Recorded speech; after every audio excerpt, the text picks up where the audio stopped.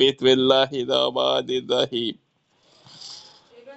সূরা তাকাতুর নাযিলের ধারাবাহিকতা সাথে কোন সূরার পর নাযিল হয়েছে তা বিবেচনায় এটি ১৬তম সূরা। এর আগে সূরা কাউসার ও পরে সূরা মাউন নাযিল হয়েছে। বর্তমানে কোরআন মাজিদের বিন্যাস অনুযায়ী এটি ১০২তম সূরা। এর আগে সূরা কারিয়া ও পরে সূরা আসর নাযিল হয়েছে। মাক্কি যুগের শুরুতে নাযিল। আয়াত ৮, সূরা নং ১০২। মাক্কি নামের অর্থ তাকাতুর শব্দের অর্থ লাভের প্রতিযোগিতা।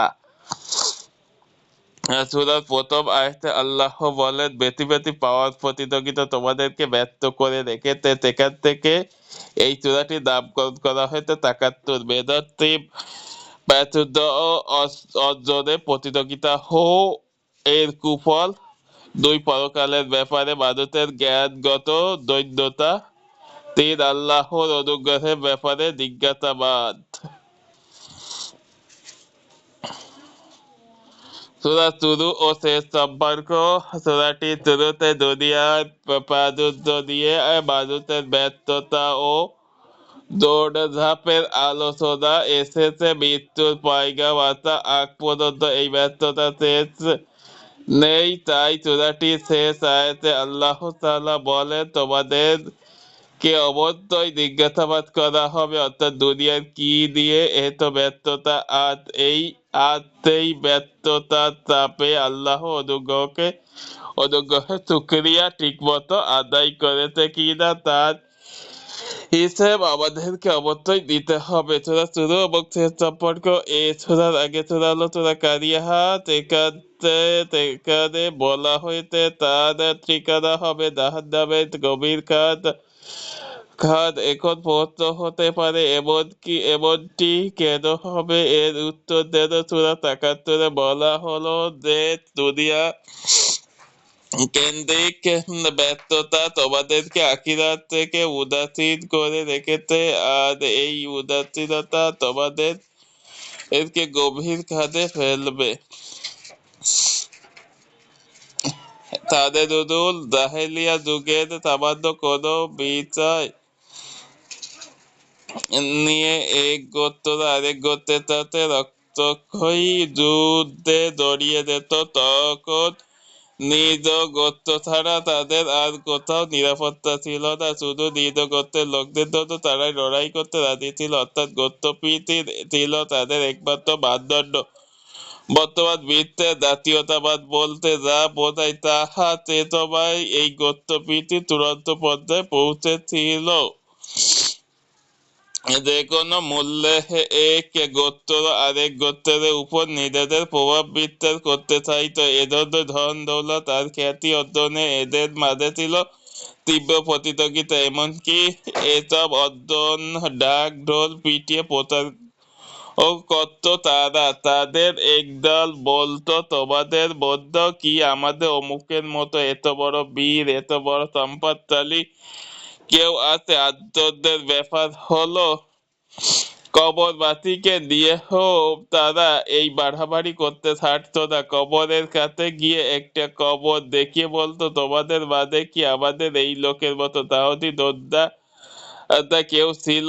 অপর গোত্রেও তখন ছেড়ে কথা বলতো না। এইভাবেই এসব দুনিয়া তুচ্ছ ও বিষয়টি দিয়ে তারা বিবাদে জড়াতো। কিন্তু রাসূল সাল্লাল্লাহু আলাইহি ওয়াসাল্লাম আসার পর এই জাহেলি প্রথা বন্ধ করা জরুরি ছিল। তাই এই সূরা নাযিল করে আল্লাহ তাদেরকে বিশদভাবে সাবধান করে দেন, এসব থেকে বিরত থাকার আদেশ দেন।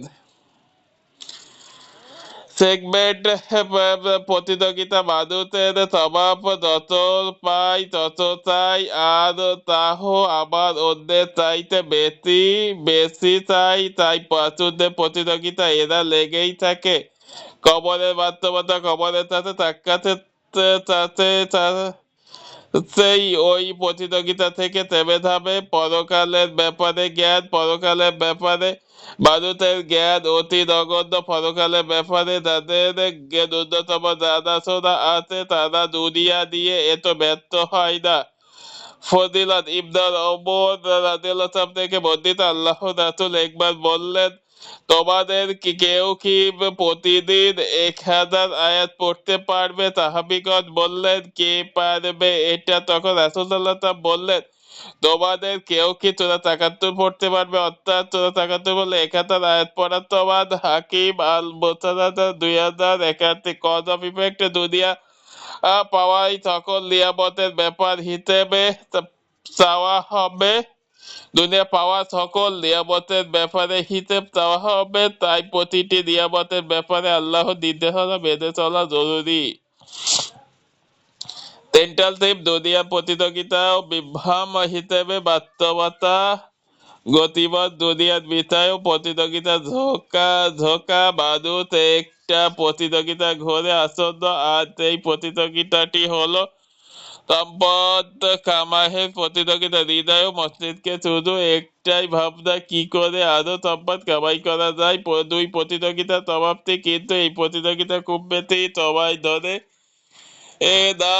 এরকম মৃত্যু হেসে দুয়ারে কড়া দাঁড়ে, আর তখন রবের ডাকে ছাড়া দিয়ে পাড়ি দেওয়াতে হয় পরকালে উদ্দেশ্যে। তীর পরকালের দৃশ্য চোখ খুলে দেয়। পরকালীন জগতে মানুষে প্রথম ধাক্কা চায় কবরে, তাতে আর তখনই মানুষের বোধ হয় তাহা কিন্তু অর্জন করলাম, তার কিছুই তো তাতে এলো না। তার অনুগ্রহের ব্যাপারে জিজ্ঞাসাবাদ আল্লাহ তাআলা তার বান্দাদেরকে অসংখ্য নিয়ামতের মধ্যে ডুবিয়ে রেখেছে। কিয়ামতের দিন নিয়ামত সম্পর্কে জিজ্ঞাসা করা হবে, কি কাজে তা ব্যয় করেছে। ওভারভিউ 1, বেশি বেশি পাওয়ার প্রতিযোগিতা মানুষকে খুব ব্যস্ত করে রেখেছে, ফলে আল্লাহর ব্যাপারে বেখবর। 2, ইবদা আর ঠিক এভাবেই সে একদিন কবরে চলে যায়। 3, কিন্তু এমন উদাসীনতা পরিণাম মারাত্মক। একদিন বাস্তবতার মুখোমুখি হতে হবে, সেদিন টের পাবে এমন ব্যস্ততার ফল। 4, মানুষকে সেই চূড়ান্ত দিনটির ব্যাপারে সাবধান করা হয়েছে। 5, পরকালের ব্যাপারে মানুষের বিশ্বাস ও পাকাপোক্ত নয় হলে এমন ভাবে দুনিয়ার পেছনে পড়ে থাকতো না। 6, মানুষ নিজের চোখে একদিন জাহান্নামের দাউ দাউ করা আগুন দেখবে। 7, সত্যি সে জাহান্নামের ভয়াবহ আগুন দেখবে। আজ সম্পদের পেছনে ছোটার কথা মনে করে আফসোসে হাত কামড়াবে। 8, দুনিয়ার পাওয়ার নিয়ামতের ব্যাপারে প্রশ্ন করা হবে, কিন্তু পূর্ণ হিসাব বুঝিয়ে দেওয়ার আগে একচুলো নড়তে দেওয়া হবে না। Case study. সূরাটি শুরু থেকেই আমাদের ভিতর সতর্কবার্তা দিয়ে গেছে, সাবধান করেছে আমাদের ব্যস্ততার ব্যাপারে। সকাল থেকে রাত পর্যন্ত আমাদের দিনগুলো ভিতর কাটাকাটির মধ্য দিয়ে যায়। এক একটা দিন খুবই ব্যস্ততায় কাটে। এবার দিনের সাথে সৎ থেকে বলি, এই যে আমার এত ব্যস্ততা, আর এতটুকু দুনিয়ার জন্য, আর কতটুকু পরকালের জন্য খুবই দ্রুত আমরা ধরে ফেলতে পারবো। আমাদের সারাটা দিন শুধু দুনিয়ার ভাবনা কেটে গেল, পরকালের কথা চিন্তা করার তো তখন সবাই পেলাম না। আফসোস আমাদের জন্য। অথচ এই সুরার আল্লাহ বলেছেন, না, সকল বাস্তবতা দুনিয়া কেন্দ্রিক হওয়া কিছুতেই উচিত নয়। এমন বাস্তবতা পরিণাম তোমরা অচিরেই বুঝতে পারবে। তাই আসুন প্রতিদিন একটুখানি সময় বের করে নির্দিষ্ট মনে আল্লাহকে স্মরণ করি। 3 মিনিট 2465 ইবনে মাজাহ 4109 রিফ্লেকশন। সূরাটি শেষ আয়াতে বলা হলো, তখন নিয়ামতের ব্যাপারে অবশ্যই তোমাদেরকে জিজ্ঞাসাবাদ করা হবে।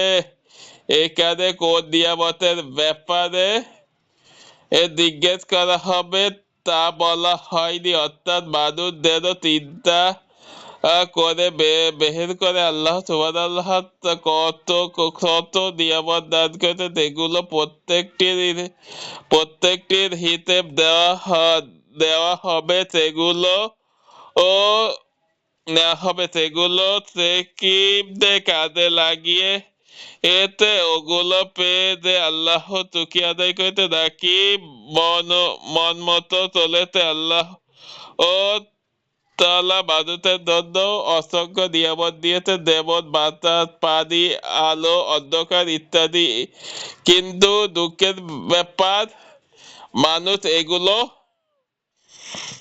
কে আল্লাহ অনুগ্রহ দেয়, বরং নিজের অধিকার মনে করেছে। কিন্তু এটা সম্পূর্ণ ভুল ধারণা। দুনিয়াতে কোনো কিছুই এমনই হয় না, সব কিছুর একটা সুনির্দিষ্ট কারণ আছে। আবার অনেক নিয়ামত আছে যাহা মানুষকে পরিশ্রম করে উপার্জন করতে হয়, যদিও আপাতত দৃষ্টিতে মনে হয় এটি তো আবার দিন রোজগারের পয়সা। এখানে আল্লাহ কোনো ভূমিকা নেই। তাহলে মানুষ ভুল করবে, কারণ সেই অর্থ উপার্জনের ভেতরে দেয় শারীরিক সক্ষমতা, মেধার প্রয়োজন, সেটা কিন্তু আল্লাহ মানুষকে দিয়েছেন। এটিও আল্লাহ বিরাট নিয়ামত। তাই এই উভয় ধরনের নিয়ামত সম্পর্কে আমাদের কিয়ামতের দিন জবাব দিতে হবে।